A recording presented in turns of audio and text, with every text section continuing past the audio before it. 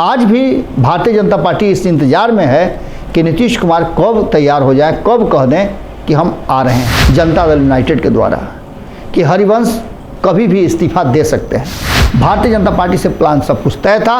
Bharatiya Janata party ने उनको 11 सीटें दी, 4 जीत करके आए, लेकिन ये संबंध लंबा नहीं चल पाया। नमस्कार, बहुत बहुत स्वागत करते हैं आपका गेम समझिए में।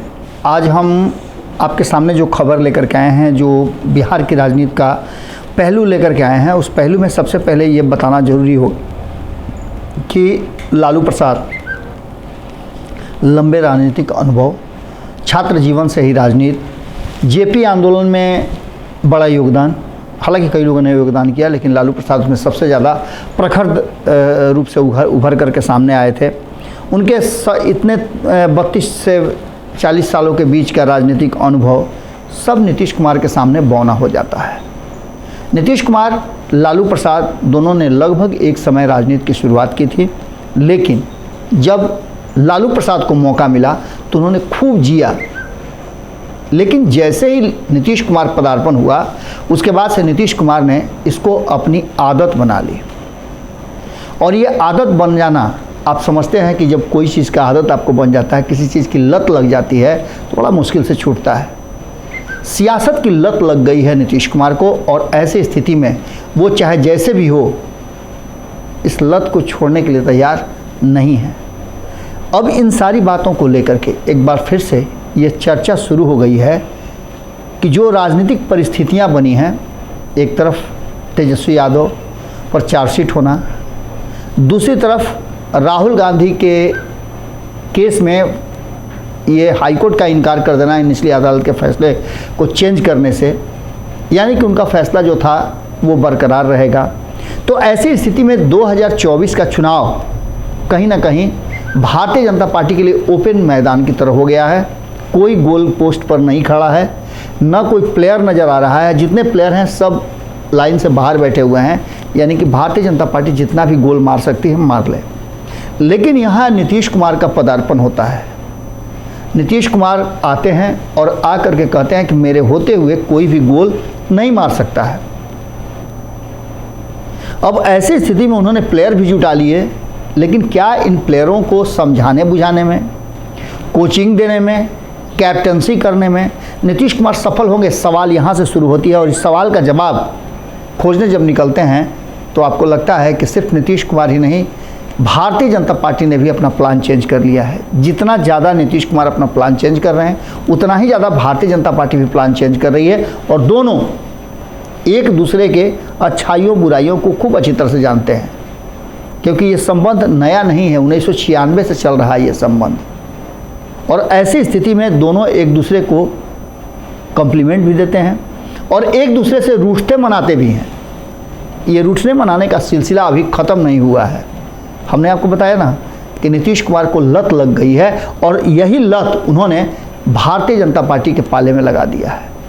आप अक्सर देखते होइएगा कि अगर कोई नशा कोई करता है तो वो अपने साझीदार को भी साथ साथ नशा कराता है। और राजनीति का नशा तो सबसे ज़्यादा खतरनाक नशा है, जो हर नशे से ज़्यादा असरदार होता है और छूटना भी बड़ा मुश्किल होता है। इसके लिए कोई आपको नशा मुक्ति केंद्र नहीं है। जो वर्तमान परिस्थितियां बनी है, उसमें भाजपा और नीतीश कुमार के प्लान चेंज होने से कई लोगों को कहा जा रहा है कि एक बार फिर से अनाथ हो जाना पड़ेगा। अगर आप बिहार की राजनीति को बहुत करीब से देखना शुरू करेंगे तो आपको नज़र आएगा कि भारतीय जनता पार्टी अक्सर बड़े गोल के लिए छोटे छोटे गोल को छोड़ देती है या उसे कुर्बान कर देती है। नीतीश कुमार के साथ बिहार की सत्ता पर बने रहने के लिए भारतीय जनता पार्टी ने बहुत कुर्बानियां दी हैं। आज भी भारतीय जनता पार्टी इस इंतज़ार में है कि नीतीश कुमार कब तैयार हो जाए, कब कह दें कि हम आ रहे हैं। अब नीतीश कुमार आएंगे कि नहीं आएंगे, उनकी टीम के लोग, जो 2 खेमा हम लगातार चर्चा कर रहे हैं, आज गेम समझिए में हम उसी की चर्चा भी कर रहे हैं कि उनके टीम का जो एक खेमा है, कभी आपने मैच फिक्सिंग का सुना होगा ना। क्रिकेट में एक मैच फिक्सिंग शब्द आया था, उसमें कई लोग फंसे थे कई लोगों पर केस भी दर्ज हुआ था, कई लोग उससे बहुत दिनों के बाद बाहर निकल करके आए, कई लोगों ने अपना दामन बचाने का कोशिश किया, लेकिन आरोप तो लग गया था। नीतीश कुमार की टीम में भी कई लोगों पर मैच फिक्सिंग का आरोप लगना तय मान के चलिए। 2024 के चुनाव से पहले अभी बहुत कुछ होना है। और 2024 के चुनाव आप कहाँ जा रहे हैं?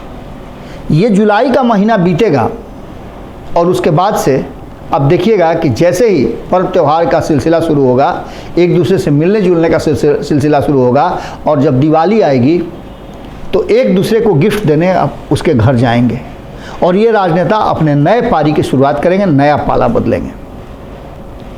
इस बीच में आपको ये सुनने को मिल रहा होगा और दावा भी भारतीय जनता पार्टी के नेतृत्व के लोग लगातार कर रहे हैं।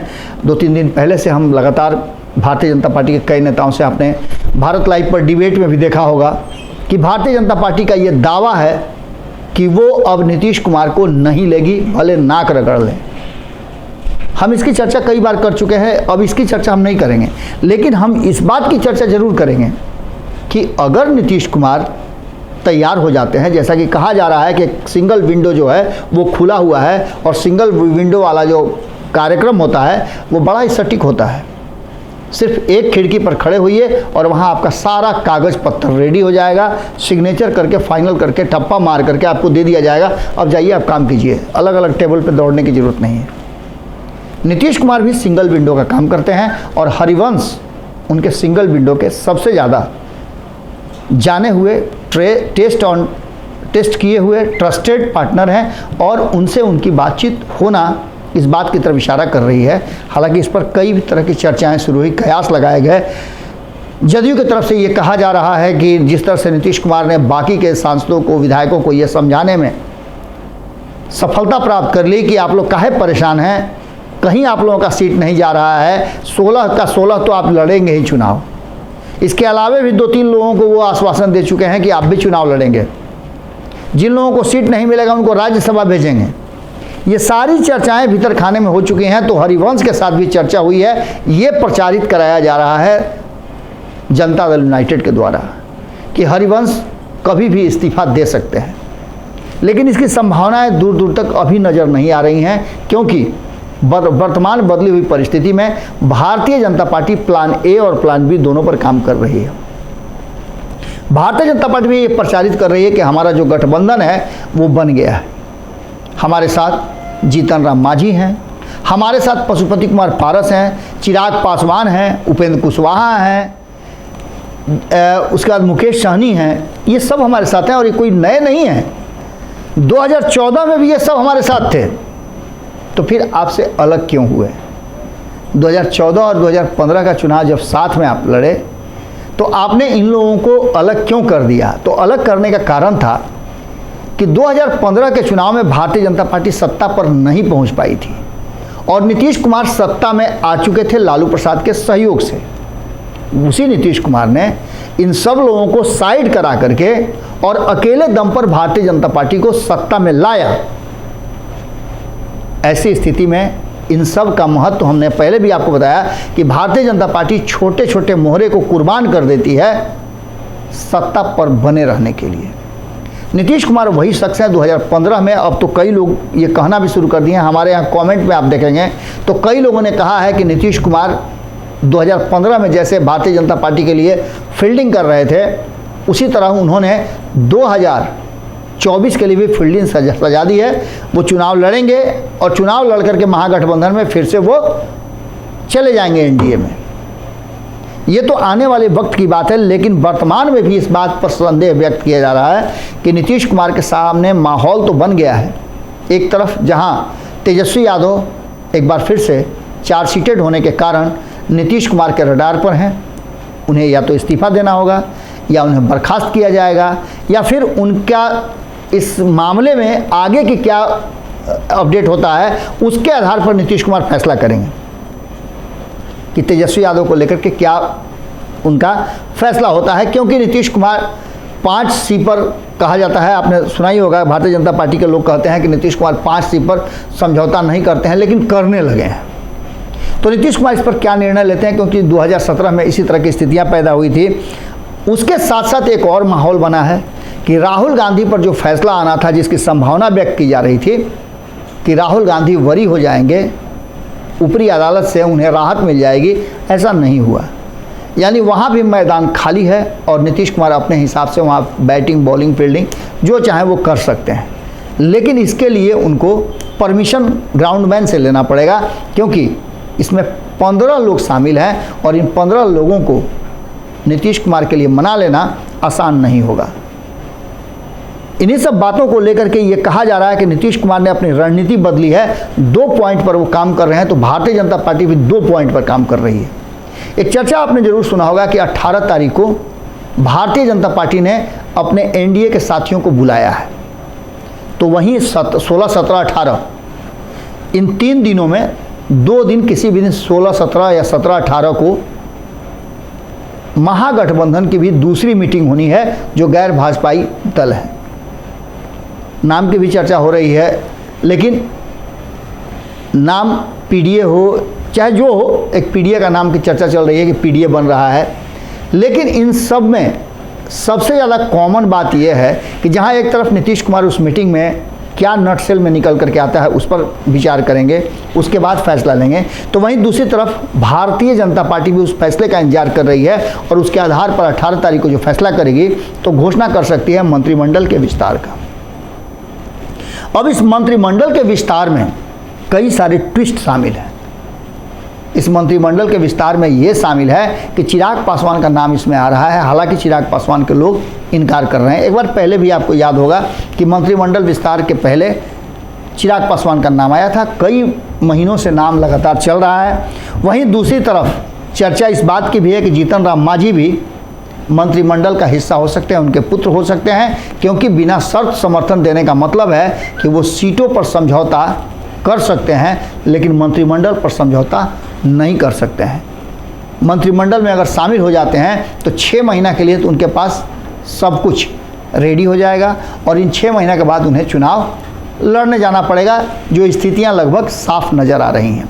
वहीं आपको बता दें कि जिस तरह से उपेंद्र कुशवाहा की बात करें तो उपेंद्र कुशवाहा भी एनडीए से एग्जिट हुए थे, तो वो मंत्री थे, शिक्षा राज्य मंत्री के रूप में वो काम कर रहे थे, लेकिन नीतीश कुमार के कारण उन्होंने एनडीए से पलटी मार दिया था, एनडीए से बाहर चले गए थे। तो ऐसी स्थिति में जब उनकी वापसी होगी तो निश्चित रूप से उनके लिए भी कोई रास्ता, कोई पद, कोई ओहदा भारतीय जनता पार्टी को रखना होगा। बात अगर करें मुकेश सहनी की, तो उनके लिए भी आप जानते हैं कि मुकेश सहनी ने फिर से बीच कहा जा रहा है कि चुनाव के ठीक पहले एक पूरे सुनियोजित तरीके से कहा जा सकता है कि उन्होंने महागठबंधन की बैठक जो फाइनल हो रही थी मुकेश सहनी के साथ, उस बैठक में खेल को ही भंडोल कर दिया और मीडिया के सामने उन्होंने कहा कि उनके साथ धोखा हुआ है, उनके पीठ में छुरा घोंपा गया है और वो वहाँ से बाहर निकल गए। भारतीय जनता पार्टी से प्लान सब कुछ तय था। भारतीय जनता पार्टी ने उनको 11 सीटें दी, 4 जीत करके आए, लेकिन ये संबंध लंबा नहीं चल पाया। एक तो सबसे पहले मुकेश सहनी को लंबे समय के लिए, पूर्णकाल के लिए उन्हें एमएलसी नहीं बनाया गया था, उन्हें तभी सोच लेना चाहिए था। लेकिन अब उन सब का सूद ब्याज सहित भारतीय जनता पार्टी से वसूलने की तैयारी में लगे हुए हैं। उन्हें भी सीट के साथ साथ मंत्रिमंडल भी चाहिए। भारतीय जनता पार्टी ने इन सभी नेताओं को विशेष सुरक्षा वायु श्रेणी की दी है। इससे भी लगता है कि ये सारे लोग कहीं ना कहीं लूप में हैं भारतीय जनता पार्टी के, और भारतीय जनता पार्टी भी नीतीश कुमार को पटकनी देने के लिए इन लोगों की आवश्यकता महसूस कर रही है। ये प्लान बी हुआ, और माफ़ कीजिएगा ये प्लान ए है, और प्लान बी में नीतीश कुमार शामिल है। नीतीश कुमार की टीम में काफ़ी विद्रोह हो रहा है। आपने देखा होगा कि पिछले 2-3 दिनों में जब से रघुवंश पटना से वापस गए हैं नीतीश कुमार से बातचीत करके, नीतीश कुमार ने जब अपने लोगों से बातचीत कर लिया है तो सामने सामने टकराव देखने को मिल रहा है। ये पहली बार, जहां एक तरफ सुनील सिंह ने बड़ा ही पोलाइट वे में ये बात कही कि अगर मान सम्मान नहीं है, लेकिन उसके बीच में उन्होंने 2-3 बातें कह दी थी नीतीश कुमार को लेकर के। उन्होंने कहा था कि नीतीश कुमार ने कभी मेरे ऊपर भी अधिकारी को बैठा करके मेरा जांच कराने का प्रयास किया था, हम पर दबाव बनाने का प्रयास किया गया था, लेकिन उस दबाव से हम बाहर निकल के चले आए। तो वहीं इसी बात को लेकर के सुनील सिंह ने कहा था कि चंद्रशेखर यदि दबाव महसूस कर रहे हैं, मान सम्मान की कमी हो रही है, तो उन्हें इस्तीफा दे देना चाहिए। इस बातों को लेकर के कहीं ना कहीं जो जदयू के तरफ से बयान आया है उसमें अशोक चौधरी ने सुनील सिंह के इस बयान को सिरे से खारिज करते हुए बताया है कि कहीं ना कहीं ऐसा लग रहा है कि ये लोग भारतीय जनता पार्टी के लिए फील्डिंग कर रहे हैं। अब इस बात का मतलब क्या निकाला जाएगा ये आने वाला वक्त बताएगा। न तो लालू प्रसाद पटना में है और न ही तेजस्वी यादव हैं। उनके एब्सेंटी में लगातार बैठकों का दौर जारी है और कहा जा रहा है कि हॉटलाइन पे वो बात कर रहे हैं जगदानंद सिंह से और उस मीटिंग को संबोधित भी कर रहे हैं। मीटिंग से बाहर निकलने के बाद चेहरे के हवाई उड़े हुए हैं। वहीं कल जिस तरह से पूरे दिन गहमा गहमी रही, ऐसा लग रहा था कि आज ही सब कुछ हो जाएगा। लेकिन इन सब बातों को लेकर के नीतीश कुमार प्लान बी पर भी काम कर रहे हैं कि उन्हें 18 तारीख की जो बैठक होने वाली है, 17-18 तारीख की गैर भाजपाई दलों की, उस बैठक का इंतजार है। उस बैठक में क्या निकल करके सामने आता है। क्या राहुल गांधी के कारण जो सीट खाली हुई है उस सीट पर नीतीश कुमार को बिना शर्त आगे बढ़ने के लिए या कमांड दिया जाएगा। इन्हीं सब बातों को लेकर के पूरी तरह से बिहार और देश की राजनीति में हलचल मची हुई है और भारतीय जनता पार्टी खास करके बिहार पर इसलिए फोकस है कि बिहार साधा तो सब सध जाएगा। अब देखना दिलचस्प होगा कि क्या कुछ निकल करके सामने आता है। लेकिन इतना तो मान के चलिए कि उमस जो है बिहार ने बढ़ा दिया है और आने वाले 2024 के चुनाव के लिए सरगर्मी भी काफ़ी तेज हो गई है। जुड़े रहिएगा भारत लाइव के साथ, खबरों का सिलसिला लगातार जारी रहेगा। बहुत बहुत धन्यवाद। अगर ये वीडियो पसंद आई और वह बिहार के राजनीति और बिहारियत से सरोकार रखेनी तो सब्सक्राइब बटन दबा के चैनल के सब्सक्राइब कर ली। ओजे एगो घंटी बा, ओकरा बटन दबा देला से कुल सटीक और मारक खबर रुआ मुफ्त में मिल जाई। अगर रुआ पत्रकारिता के हमनी के नया प्रयोग में सहयोग कर चाहतानी तो ज्वाइन बटन दबा दी। पेटीएम नंबर नोट कर ली 9386816700। धन्यवाद।